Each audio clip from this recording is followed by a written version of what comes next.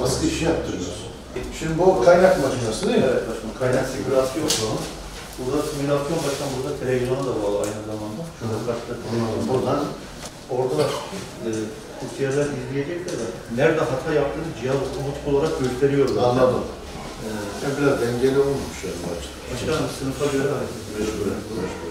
Bir de buradan normalde burada Yani özellikle araçlar, cihazlar, devre sistemleri, yeni nesil.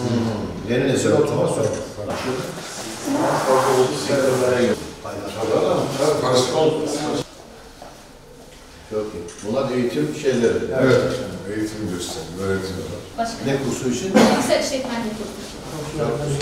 Word'dür, Excel'dir, PowerPoint'tir. Sizdeki konularımızda inşallah. İyi, çok güzel. Bir hafta oldu başladı. Bir hafta. Ne kadar sürecek bu eğitim? Ocağın 6'sına kadar. Murat Ertem. Murat Yar. Murat Yar. Bakın Ertem nereden çıktı? Evet. Murat şu an nerede çalışıyorsun? Temizlik İşleri Müdürlüğü'nde çalışıyorum. Ne olarak çalışıyorsun? Sorumlu şef olarak çalışıyorum. Sorumlu şef olarak. İnsan kaynakları ve insan öğrenimi başkanım. Ne kadar süredir çalışıyorsunuz ya? 1,5 yılı geçiyor başkanım. 1,5 yılı geçiyor. Senin derdin. Sen? Hasan Tetik, Temizlik İşleri Müdürlüğü'nde dönemde çalışıyorum.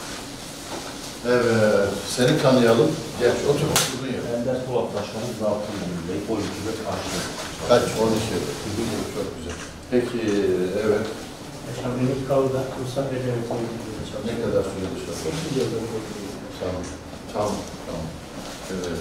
Ahmet sen ne kadar süredir çalışıyorsun? Bir sene geçti başkanım. Sen kızım? Geliri Salman, gelirler müdürlüğündeyim. Mali hizmetlerden gelirler müdürlüğüne geçtim. Peki Açık arkadaşlar personelimiz aktif yaptı. mail kullanıyorlar mı ki yani? Evet.